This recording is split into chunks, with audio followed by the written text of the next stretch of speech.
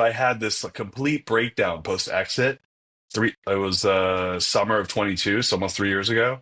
And I had this very spiritual awakening. And I was like, man, I'm tired. I'm tired. I'm tired of like trying to like my ego. Like there's this concept called hungry ghost. It's a Buddhist spirit demon called the hungry ghost. And I had the hungry ghost living in me. There wasn't enough money, enough accolades, enough winning, enough status, enough anything to make me happy. I would eat, consume it, and I'd be like, next. I hit 100. I swear to God, this happened in my business. When I hit 100 million in revenue, I'm like 200 million. I hit 200 million. I'm not kidding. I'm like 500 million. And I didn't even enjoy it when I hit those numbers. And when I was at 500, I'm like, how do I get to 1 billion? And then I was just like, dude, what's the point? Welcome to the Your Seat at the Table podcast with your hosts, Idea Monkey Mike Maddock and ringleader John Tobin. We're two founders, a serial entrepreneur and $1 billion operator, who talk to leaders about how, when, and why they made their most pivotal decisions in life. Join us as we share wisdom, mistakes, and a few laughs learning from the brightest minds in business today. Hey, lucky us, we have another friend. Darius Mirshahzadeh is with us. And Darius, you're relatively famous in the entrepreneurial world, whether you like it or not.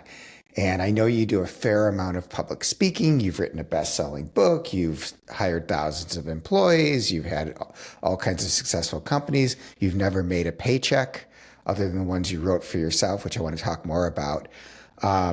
But, you know, whenever you public speak, someone says, how do you want me to introduce you? So I thought I'd give you the chance of introducing yourself the way you wish you'd be introduced. So what say you? Actually, so by the way, I've never been called famous before, so that was a first. So It's a big I moment. appreciate. Yeah, my ego is so happy right now. Um, it's interesting. Like that my response, I will tell you, is probably been changing a lot over the last year or two. If you had asked me that question 2 or 3 years ago, I would have answered like, serial entrepreneur, author, host of a really popular podcast, and maybe I would have said conscious leader, and all those things are true.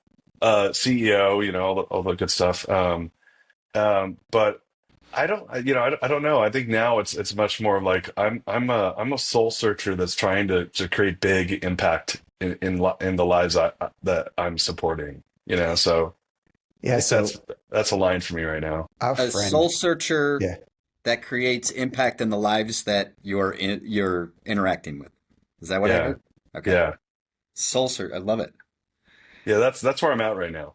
I'm in a much more grounded place than I was even a year ago. Wow. okay, so my experience, this is actually given to me by our friend Vern Harnish during a particularly difficult business time. He's like, how long has it been since you've taken a break, Mike? And I said, I don't know, like 15 years ago. No, Mike, every 7 years, the life cycle's in 7 years, 7, 14, bar mitzvah, confirmation, 21, drinking age. In every culture, every 7 years, you need to reset. Are you at a reset? Are you at your 7 Oh, years? a hard read. This is it's it's interesting though. I don't think I made it 7 years from my last reset. But yeah, no, I'm in a transition period. I'm transitioning from a business that I founded a couple years ago that is going to be very successful. That I was a co-founder and managing partner within a private equity firm, and I'm off right now, kind of. I'm in a non-day-to-day role with that firm, and just kind of tending to the gardens that I planted before a little bit. And I'm going to Europe with my family for 2 months, and then I'm going to go to Burning Man, and then in September I'm going to show up and go build some new stuff. I'm And going to Mike, Burning before Man. you go further, I Yeah. think and Darius, you'll see this, that I need to interrupt Mike because he knows his guests so well, and he assumes everybody knows them just as well as he does, and knows all the inside jokes, and that's all fine and everything. But I want to take the audience around, along the journey, I guess. And if you don't mind, Darius, can you go just a little chronological, maybe just like kind of, hey, this is how I kind of got to where I was. And then I'd love to come back to this is that breakthrough, like why you are resetting, because but we need the preamble before we get to this is why you're on this Thanks, John. transition part, if you Yeah, don't mind. I Thank love you. that. I love that because Mike's assuming I'm way more famous than I am, I think. Um, so look, I am a serial entrepreneur. My dad was an entrepreneur. I grew up in a multicultural family, half Persian, half Italian. My mom's full Italian, my dad's full Persian. Father's an entrepreneur. Was forced to come here when they took American hostages in Tehran in 1979. I was there too. I was a year and a half old. Was born in the United States though. I have a twin brother and a sister. Grew up in Orange County, Southern California, and grew up watching my dad be an entrepreneur. Did not have a particularly good relationship with my dad. He was pretty traumatized from his experience of having to leave his life and country. But was given the gift of watching a person build, like same thing that Mike said. Like the only paycheck he ever got was the one he created for himself. Hmm. And from what I understand is my dad's dad was an entrepreneur. So I just think it's kind of in our epigenetic code to like go do things for ourselves. Hmm. And so I started really like my first business. I was 9. My brother and I had a candy empire that got shut down by our principal in 4th grade, like legit, like a legitimately shut down. But we were like trading candy. We were like buying candy, and then we go and like go to like a Smart Final and upgrade to bigger like bulk. Like I Yep, was a yep. wholesaler essentially. But it was my first successful business, and so it's interestingly enough. Fast forward to about a year and a half ago, 2 years ago, I was asked to speak at UT Austin Business School, and I was like, man, how should I start this presentation? I'm like, you know what? I'm going to be in front of these 20-year-old kids. I wonder what they think it's like to be an entrepreneur. And I said, I should list every single business I've ever built and whether it was a success or not. And I defined a success as something that made $1 of profit. And then I said, a real success is something I'm proud of. Like I'm like, Hmm. oh, this is like not only did it make profit, but like I considered it a success. Since I've had businesses make profit that I thought were a colossal waste of time that I wish I Hmm. never had started. Right. So the punchline here, John, is that, and by the way, I didn't realize this, so I said it. I had started 23 companies in my life, businesses in my life, and I'm 40. I just turned 47 2 weeks ago, so I was 45 when I said this. Um, of that, 9 of them had made $1 of profit, 9 out of 23, and of those 9, 2/3 of them, six of the 23, I would have considered a real success. Wow. Interestingly enough, of those 23 businesses, they generated over $1.4 billion of revenue and a couple $100 million of profit. So, and by the way, I didn't get that's not where I started. Where I started was with my candy empire when I was 9. But I segued that into I was a nightclub promoter. I had a nightclub business in college that was the first $100,000 I ever lost. I got into the mortgage industry where I've spent a lot of my time. I built the 10th largest Ginnie Mae securitization desk in the United States. Hmm. Helped own hundreds of thousands of loans, serviced over 300,000 loans, about $31 billion worth of loans. Sold that company. Went into advising CEOs. I've been advised about 50 CEOs in the past few years. Wrote a book called The Core Value Equation. And then, which is how do you operationalize values in a company, which we had done a very good job of in my last business, The Money Source, Hmm. or my last business. That was 3 or 4 businesses ago. But that was probably my biggest like public win. Like I grew the business from myself and a couple of founders, and I was the CEO of that company to 1,000 employees in 3 years. And that business is doing a couple $100 million in revenue. When I left that business, though, I swore off the mortgage industry, although I still advise a few lenders to this day. Started advising companies on how to scale their companies, working with CEOs directly. Did that for a couple of years. Realized that I was like, man, it'd be really cool if I could fire them when they don't listen to me. So I decided to get into private equity. Hmm. And about 3 years ago, I launched a firm which is now called Rise Growth Partners. Co-founded that with a couple other people, one of which is a very well-known guy named Joe Duran, who's in the wealth management world. He sold his company to Goldman Sachs and was the partner there. Partnered with him, and we were a private equity firm that invested in wealth management firms. Okay. So we raised about $250 million from a group called Charles Bank, which is basically the former private equity arm of the Harvard Endowment. And yeah, off to the races. So I've been building that company with Joe, my brother, and a bunch of other partners, and just realized that I didn't want to spend my time in the day to day of that business. So I recently made the transition to executive director and kind of deciding what I want to build next. I realized Okay. I'm an initiator and a manifester. I don't love the internal machinations of a business that much. And I was really knee deep in that at Rise, which it's an amazing firm. I'm really proud of what we're building there. But it's decided I wanted to go into a different direction. I want to come back to Rise, but just quickly, would you say that the money source was arguably the most successful business that you created? Yeah, that one. I mean, that one was definitely the most successful. My first business was number 40 in the Inc. 5000, and that was probably it was a much smaller business. I built it Yeah. from nothing to 10 million in revenue in a couple years. It was a mortgage lender that my brother and I founded when we were 25.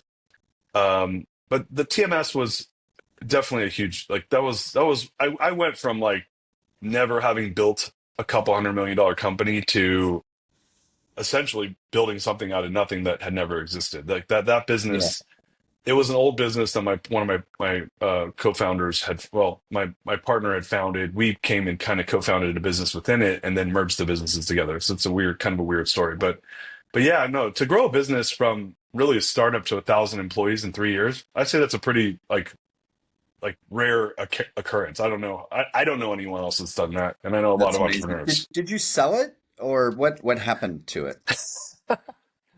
Um, Sorry if that's tough. It looks like yeah, you left there in 2020, so it could be a COVID yeah. issue or something. Yeah, so we almost sold the business in we ran a process to sell the company in and I don't know how much of this I can actually say because I have a confidentiality agreement, but we almost sold it to a publicly traded company, and that we started that process at the end of 19, and in early 2020 we were in final diligence with a publicly traded REIT who was going to buy the company and merge with us. And this weird thing happened called COVID Hmm. in March of 2020, and their stock went from $16 a share to $2 a share overnight. And so they decided that they didn't want to buy us anymore. I at that point had already stepped down as CEO of the company. Okay. I realized I didn't want to run the business anymore. And so but that the COVID was very good for the mortgage industry because rates went so low. So my business partners made like 5 years of profit in 1 year, Hmm. and that gave them a lot of ability to buy me out. So Okay. I had a very specific contract that had a buyout clause. So I exercised that and I got bought out. So That Darius, makes total sense. Yeah. you mentioned the how many businesses have you started? I think it's funny as I said I'm like I think 24 now because I wasn't counting Rise. So Okay, 24 so now. Yeah. I was in a conversation yesterday with a guy who just left a the largest consulting firm in the world who's starting a business. And he said, I'm starting this business. I don't want to put any of my own capital in and I don't want to lose any money. And I'm thinking to myself, you're an entrepreneur? Like I totally triggered me. Yeah. I didn't say it out loud, but it was like, well, that's, I have this weird idea that like the definition of entrepreneurship is that when you mess up, they take your house.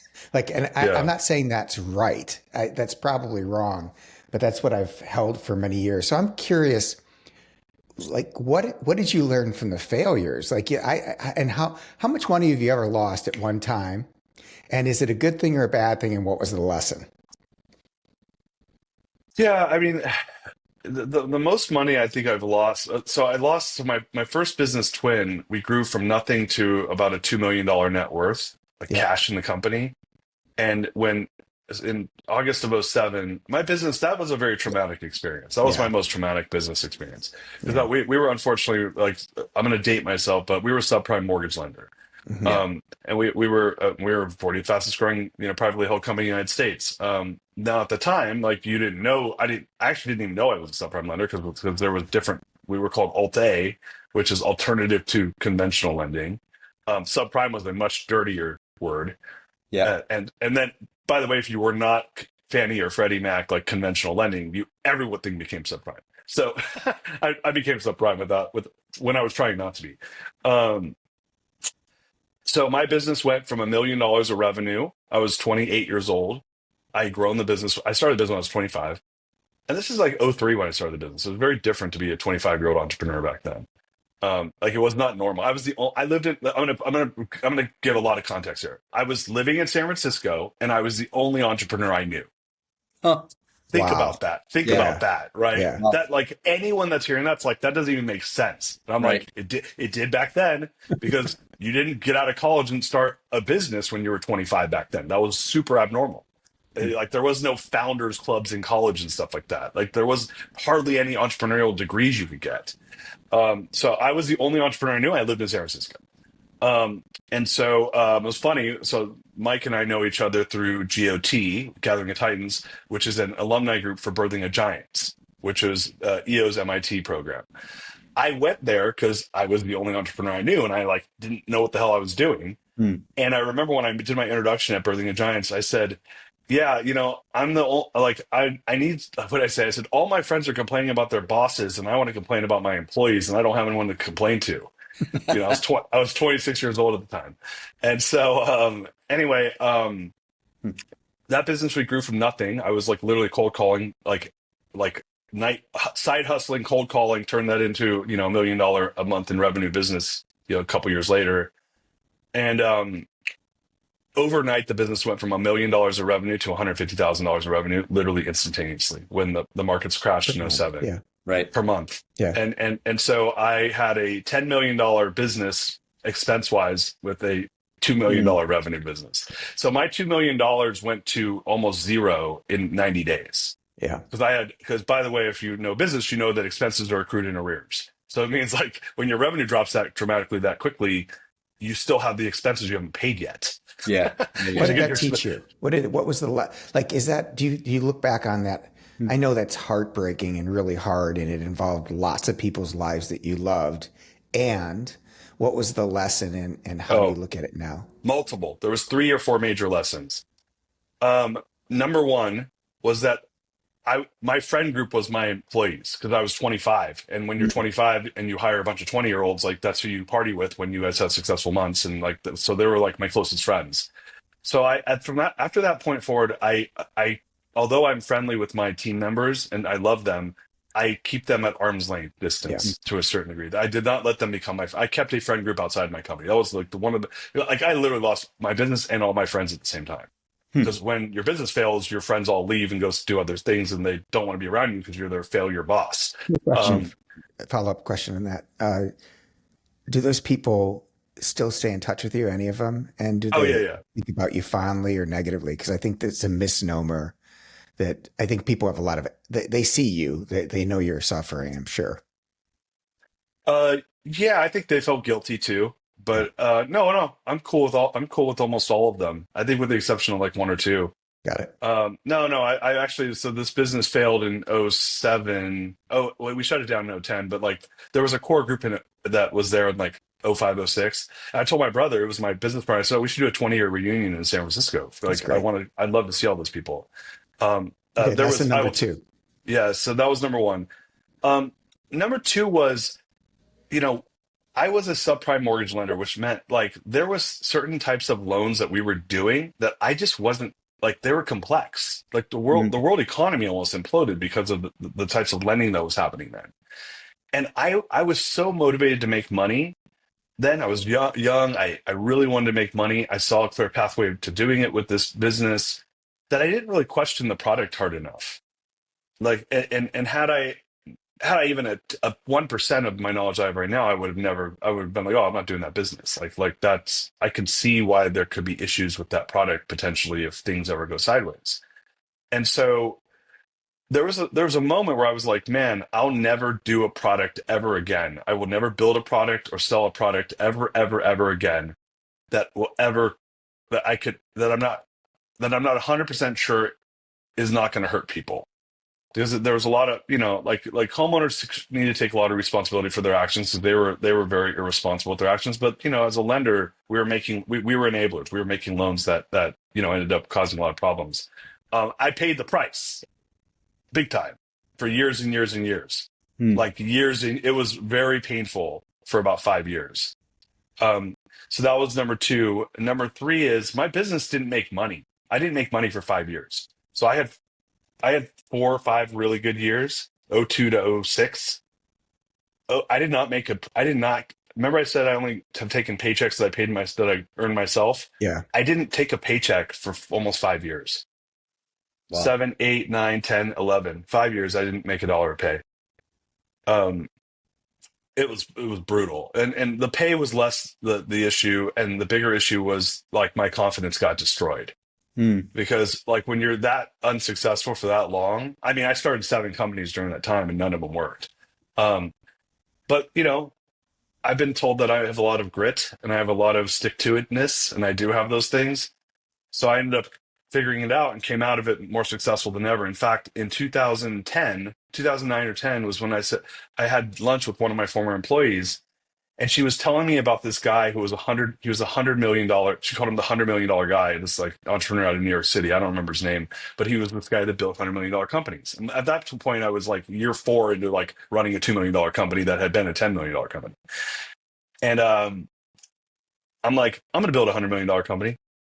I remember like it was just like a knowing, and it took me, I think, 3 or 4 years until I hit that $100 million number. From that point, Yeah.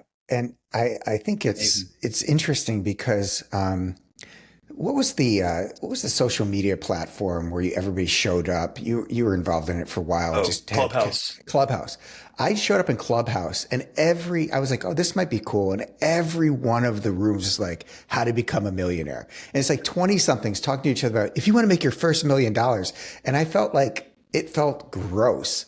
Yeah, And I think that I have a buddy who's got a business that is just exploding right now, and they're going to do 12 million. Last year they did 4 million. He goes, Mike, we're a new business. I'm like, no, you're 21 years old. You've been doing the same thing for 21 years. It's like the Walmart story. They're in business for 20 years with like 1 or 2 stores, and then they figured it out. And all those lessons started to when you say I'm going to do $100 million company, it wasn't in 3 years. It was in 20. You've been working on all these mistakes and yeah. lessons and networks. That's what fueled it. Am I right, or am I No, exaggerating? yeah. I mean, at that point, I'd probably been an entrepreneur for 14 or 15 years when I hit the number, because I think we hit 100 in 2015. That was the first time I ever hit it. Um, yeah, at that point, I'd been an entrepreneur for over 15 years. I had figured out, yeah, it really was a lot of puzzle pieces that came together, um, that allowed me to scale that quickly. You can't scale like to scale from 0 to 1,000 employees in 3 years and to be the CEO the whole time. Like you have to like, first of all, 0 to 300 was easy because I had all these skills that I developed. 300 to 1,000, I was back at Birthing of Giants, having no idea what I was doing. Yeah, I want you to think about that on your trip to Europe, because there's this thing that happens. People are like, I have to start over. I'm like, start over? Do you understand how many friends, relationships, leverage, wisdom that you have? You're not 21. You have all these things. And that's why you can pick up the phone yeah, we raised $250 million. We started investing. Imagine having that conversation when you're 21. It would be impossible. No, yeah, and unless your father or mother or someone could give you the leg up, I don't see how you do it. Yeah, like I'm going to be building some new stuff this fall, and I'm excited for it. Like Yes, you are. I see it the way you see it now, which is in the past it's like, oh, I have to start over, and leaving an industry is hard. I left the mortgage industry, and what's funny is people are like, oh, my friends are coming to me like, you should build another mortgage company. I'm like, I don't want to do that. I'm not Mhm. interested in that. Um, you and I both have a good friend, Rick Sapia, who passed away last year. John Rulin passed away last year. My friend Robert Ellis passed away. Another friend of mine passed away a month ago. I had 4 friends pass away under the age of 65, between the ages of 44 and 65 in the last 9 months. Yeah. And that was very sobering for me. That was like, yeah, I'm going to make sure I'm spending my time exactly as I want to spend it, building the things I want to build the way I want to build them. And, that's a lot of wisdom that I've picked up over the years through pain and suffering to figure that out. I'd love to talk about your your new adventure, what you're thinking about, if you can share. But I'd maybe put that to a little bit later. I want to hit on this lesson thread a little bit, and Mike, Sure. I want to pick on you a bit because you've obviously started a number of companies as well. Um, and I haven't really been with a number of different companies, and maybe I'll just quickly share one of my biggest career mistakes I made. And you look back on it and you're like, oh, okay, it all worked out. But I was I was I basically was in a good position. I was at E&Y, and then I was in a good position at AT&T, who was my client. And the person, my boss at the time at AT&T, he threw a lot of different pieces of the organization at me, and I ended up having a pretty large team, which was, awesome for my confidence, and I felt really good about it. And he trusted me to do that. And then what did I do with that? I left like a month later. And Mm. it was really kind of a not a great move, frankly. But it was the .com time, startup time, and we were, I was based in Seattle, and we were just getting like two or three job offers a week, like sight unseen, just emails like, "We will offer you this. We've heard about you, whatever." It was silly. It was absolutely silly. And the dumb thing I did is I started doing a lot of spreadsheet work on Mm. like how much when I could retire in three Yeah. years based on these stock options, and I took one. I took an opportunity, and after and I did no research. Like, I did zero investigation, Totally out of character zero for you too, research, John. Totally out of character. and I just totally jumped into it, and it was an amazing experience and totally worked my head off. But after 3 months of being there, I knew it wasn't going to work out. Like, Yeah. I knew this is never going to work out. These guys do not know what they're doing, and great salespeople, but there's no way this is going to go anywhere. And it didn't, but it did give me a little bit of an entrepreneurial spirit in a sense, and maybe that fueled me to go into start slalom. But as I look back on it, it really was a mistake, and I burnt a bridge with this individual that instilled a lot of empowered me with a lot of things at AT&T, and T, and that was it took me a while to get back into AT&T as a consultant because of Mm. me feeling so bad about what I did. And then it was all driven on greed and money, frankly. Kind of what you were talking about. Like when you start doing that, it's like you're probably doing something wrong in a Yeah. way when you're just counting the beans and that's your motivation. It's hard. It's It's not good. hard though. Like, I think it's hard when, I mean, especially like I was 21 years old. That's like in 19, or sorry, 1999. And I was like, man, I just want to make six figures. I remember Yeah. like, I was like, I will do anything, like anything as long as it's legal or, and so and I was just, I've been a poor student my whole life. I was Mm. like, I worked through, I literally, until I like started my first business that was successful, I had anywhere between 3 and 7 jobs at any time. Like that was normal for me from like the age of 18. So I Yeah. was like, dude, screw this. I'm over this. I want to make money, So it's hard when you haven't had money or haven't made money and you think like, and you start imagining all the cool things you're going to do with the money. By the way, like the spreadsheets, I've built a ton of those. None of them have ever worked out the way that ever, not even once has it ever worked out the way I thought it would. Not even one time. Like, so like if you're listening to this and you start building your spreadsheets and plan for your future money that isn't here, like burn that thing. Um, so no, I don't now. I don't do like I don't do that anymore, and I'm in a financial position where it doesn't matter that much. Um, but it's interesting. Like I think there's a lot of ego involved. This is why kind of when Mike was asking me how do I introduce myself, like the biggest thing that I've figured out, and I would love to hear your guys' perspective on this over the last 5 years. I exited the money source in 2020 and literally had a list of like 5 things I was going to do. I'm going to start a podcast. I'm going to write a book. I'm going to consult. I'm going to coach CEOs, and I'm going to get into private equity. I did all 5 of them, Mm. you know, and I'm like, when I do X, I will feel Y, right? And so what my realization is this: I think there's a line in the sand in life, and on one side of the line of the sand, you have this thing that I call the game, and that's making money, doing business, growing in businesses, like going, doing deals, getting the win, hitting the number, making some dough, creating some impact, and, maybe winning a few awards here and there, getting prestige, getting status, having people say I'm famous when I go on a podcast, all that stuff. That's the game, right? You did it. And then there's this other thing called real life. And when you're young, you actually think the game is real life. And real life is, who do I love? What friendships am I building? What bonds am I building? How am I raising my kids? What impact am I creating outside of myself that I don't get credit for? Whose lives am I impacting in positive ways to make them have a better life? That's the juice. That's what really matters. And I think when you're young, you take the game and you call it life. Mm. And for me, what I've realized at my tender age of 47, I probably realized this 2 years ago, 45, is there's a line, and the game's the game and life is life. And I have spent a lot of my time, wasted a lot of my time acting like the game was life and then squeezing life into the game whenever I got a hot moment. And what Yeah. I've learned now is that I love playing the game. I freaking love it. It's like so fun, but it's a game. And it doesn't matter. And no one's going to give a shit when I'm gone what happened in the game at all. But they will care what happened in life. Yeah. And yeah, and I've gotten clear on that. For me, like the minute I got clear on that, I was like, cool. I don't feel bad when I'm playing the game. And if it's taking over too much of my life, I have an awareness about it and I go back to real life. So let me build on that if I could. I think that I totally agree with everything you just said. And you mentioned Rick Sapio, you mentioned John Ruhlin. Both were forces of nature.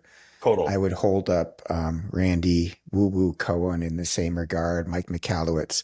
I think that there are certain people, and the reason why the audience is loving what you just said, Darius, was not only was it wise and insightful, it also was authentic.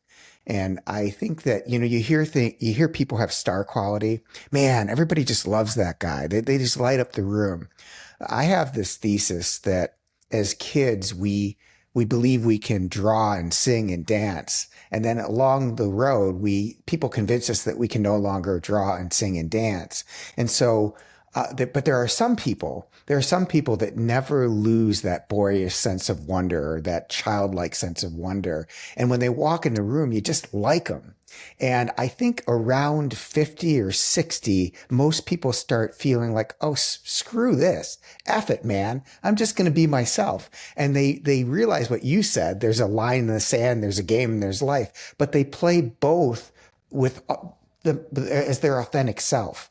And all of a sudden they're like, oh my God. And I think that the reason we so admire people that are that have maintained that childlike sense of wonder is because we see something in them that we remember about ourselves and we long to get it back.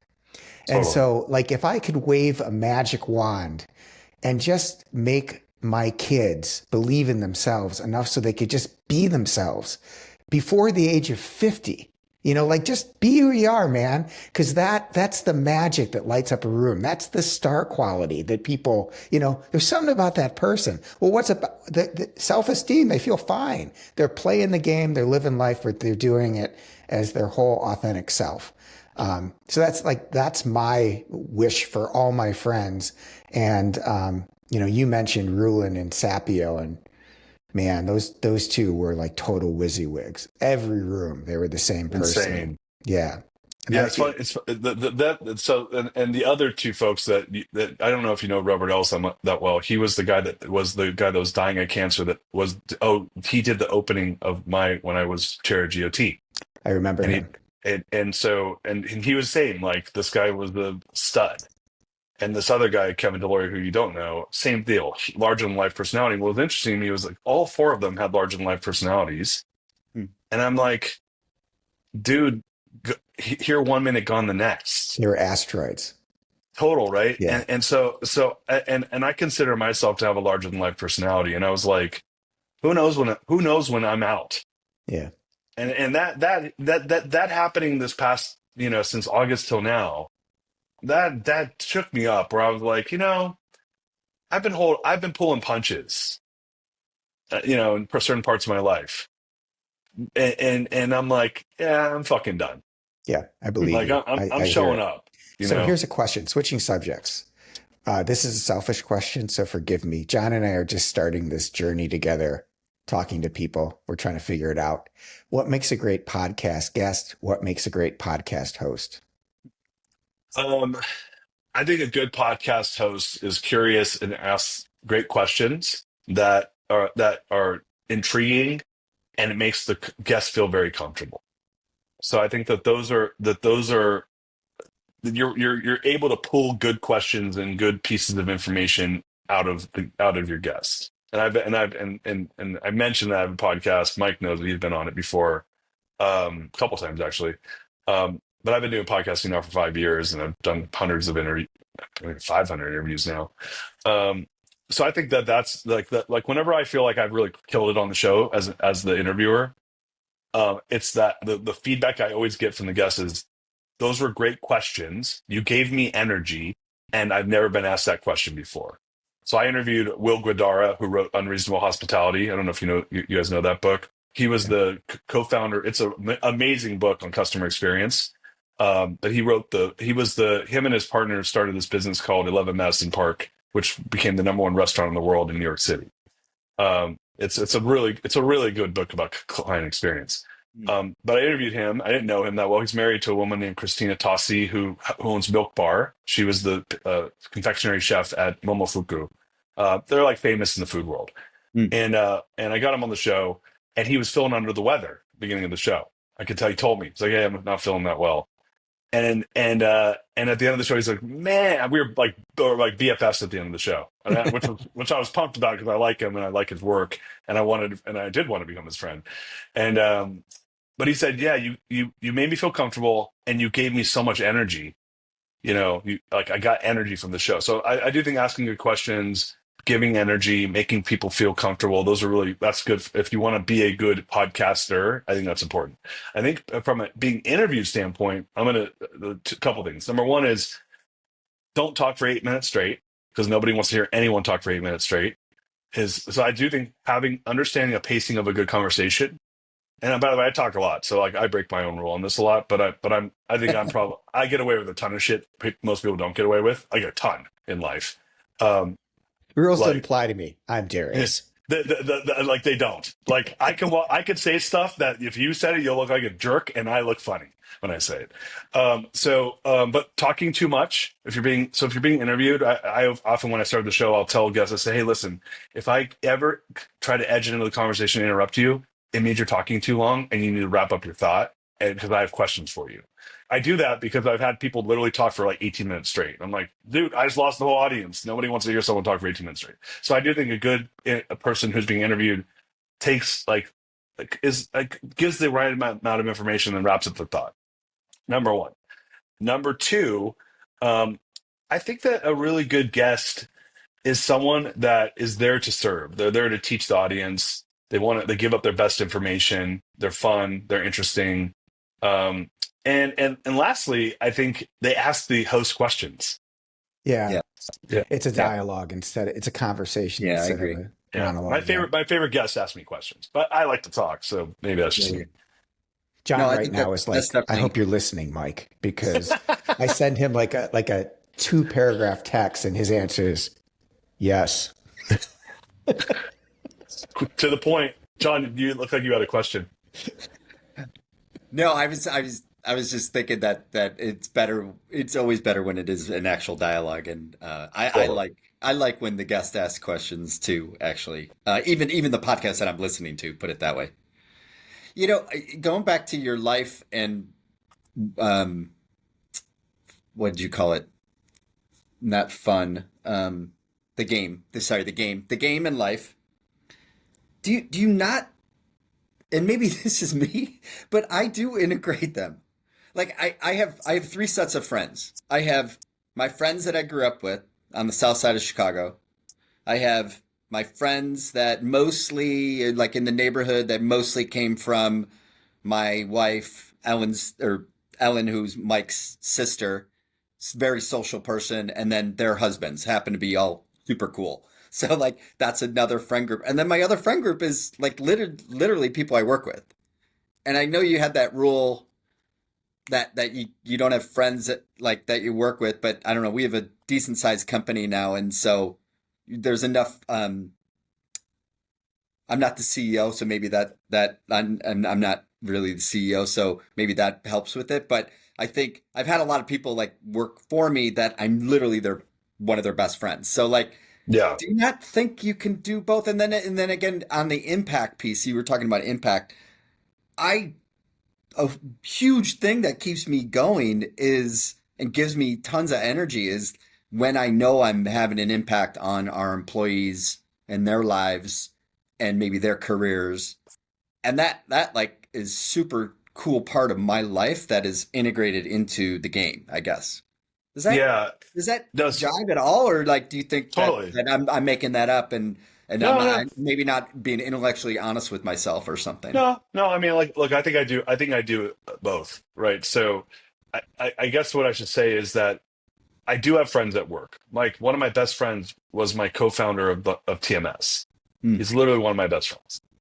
Um, and my brother is one of my, co-founder of all my businesses. My twin Yeah. brother. I do make friends within the business. I love people, so I'll make friends. What I don't do. Yeah, so as CEO, I do have deep friendships with some of the folks I work with. I think I misspoke. Sorry, it's been a while since I thought about that. Um, One of the things that I do is I don't I make sure I have a friend group outside of the business, Yeah. Okay. like a substantial one that Yep. like I engage with a lot. And what happened in my first business was it was my first business. I was obsessed with it. I was working 12 to 14 hours a day. I was in my 20s. All my employees were working 12 to 14 hours a day. They were in their 20s. We would leave work and go party together. And then we Yeah. would party on the weekends and we do vacations together because we were like loving life and making money. And we were in our 20s making a lot of money and nobody else had money except us. So we would go do things with our money together because nobody else could afford the shit that we were doing. And so what happened is in banking, we call that concentration risk. I had way too much concentration in one place. In my business was my life and my friends, everything. And now, and again, correcting myself, I decided, hey, I have to have my friend group out of the business. And the next business or two, I kept people at arm's length to a certain degree. But I was very close with them. To your point around impact, yeah, my business is how I make impact.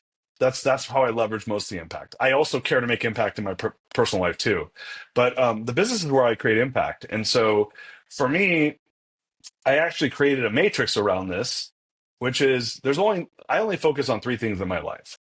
I focus on where do I want to create impact, and I can do it in no more than three areas. Hmm. I focus on what relationships I want to build, and I focus on in what three areas I want to do that in, and I focus on what three areas I want to focus on my health. And it's real simple. For Hmm. me, I want to do impact with whatever I'm entrepreneurial about. So at the time, right now it's private equity. I like to do it in the podcast, and I like to coach CEOs, and I like to spend my time in those. And I kind of bounce between the three. Okay, in friendships and building relationships, I have my tight family, my wife, my kids, my brother, my sister, my mom, my in-laws, like family, right? I Yeah. have my old friends, people that I've met. I have friends that I've known that I'm still friends with from elementary school Yep. and junior high school, but deep friends for 20, 30 years. And then I moved to Austin 8 years ago, and I was like, man, I want to build a friend group here. So I've been focusing energy on building a friend group in Austin. So I bounce between those three. And if I'm not tending, they're kind of like gardens. I water them, and I'll go water the other one. If I'm lacking, I'll come back and I'll go water the one I've been neglecting. So those are the six areas I work in between relationships and impact. And the last one's health, and that's mind, body, and spirit. So am I doing meditation? Am I working out? Am I, stretching? Am I eating well? And if I'm falling short on that, I'll go start cleaning up on the areas. But I'm always cleaning up these 9 gardens in my life.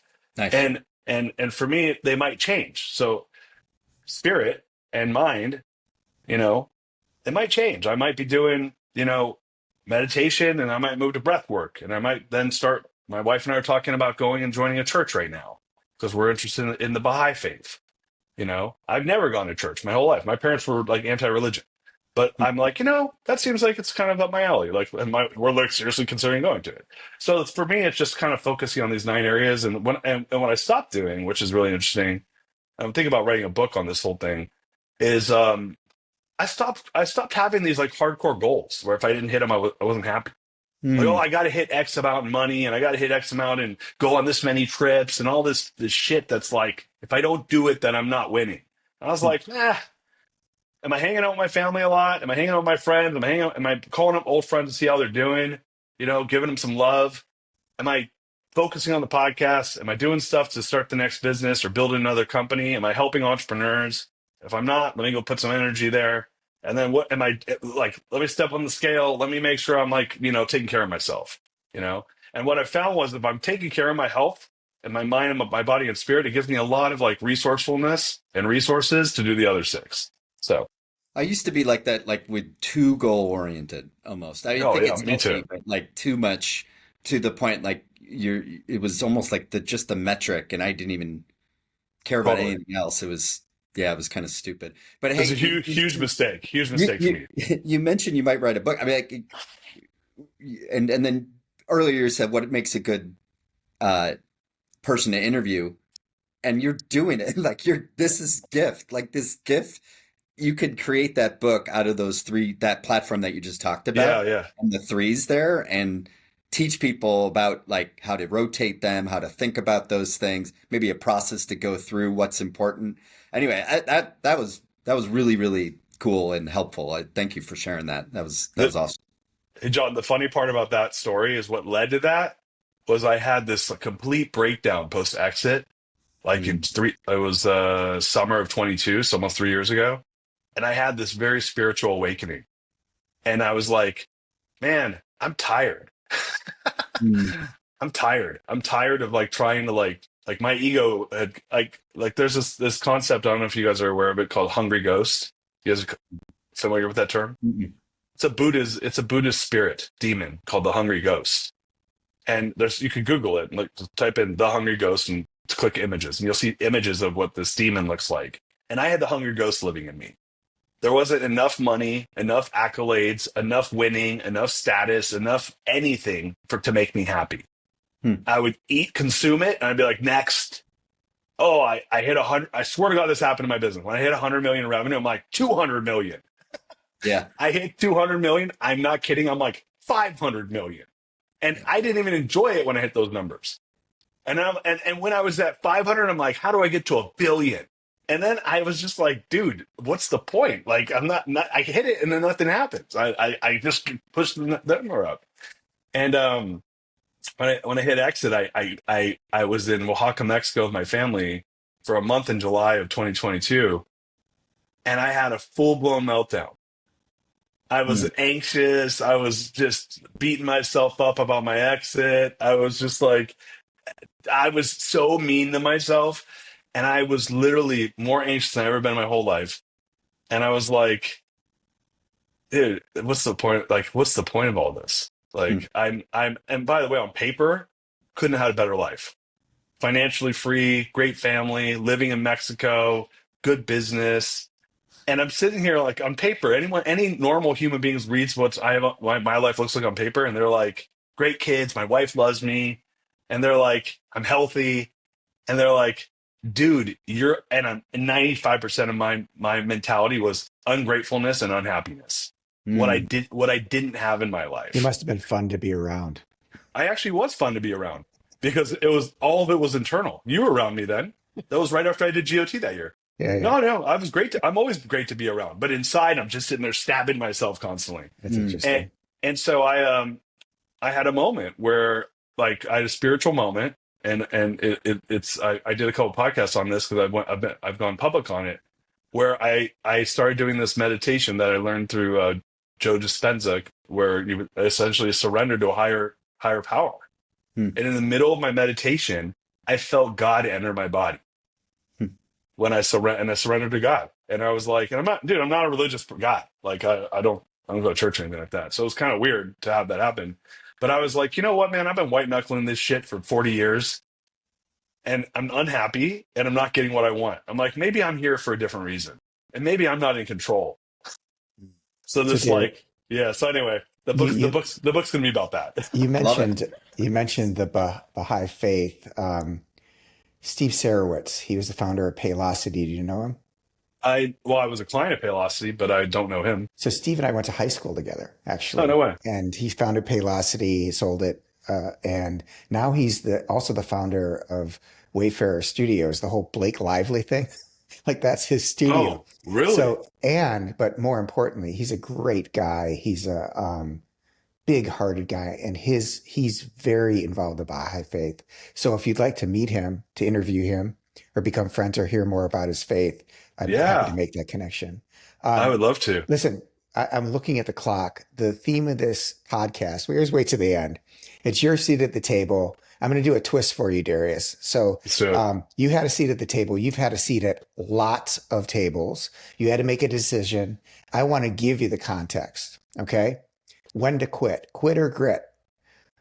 You're either running a company. When do you know time when it's time to dig in and keep fighting or to walk away? And if you could, when you're working for someone, when do you understand? When do you think it's time to stick with them or walk away?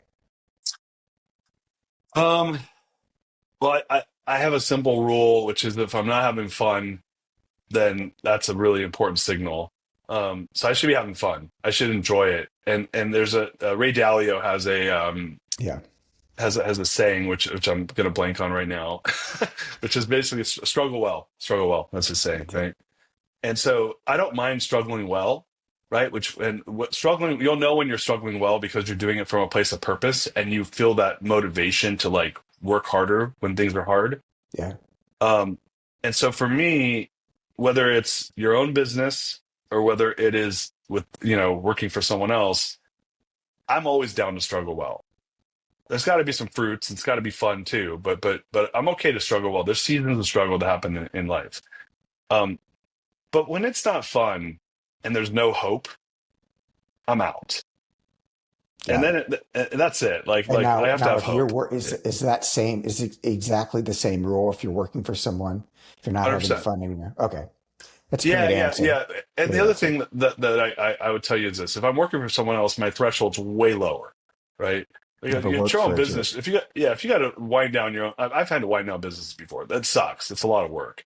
So if I'm gonna wind down a business, that's is it's gonna take a lot for me to say I'm cool.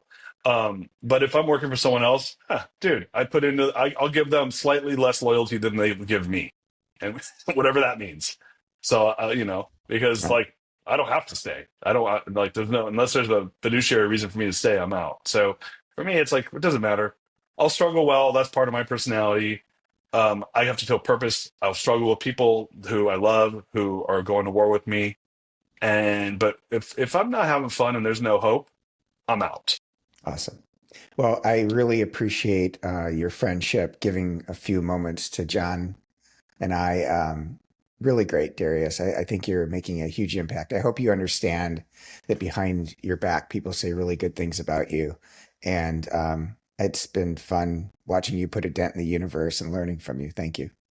Thanks, Mike. I appreciate you having me on the show and excited to put more dents in the universe. There you go. Me too. All right.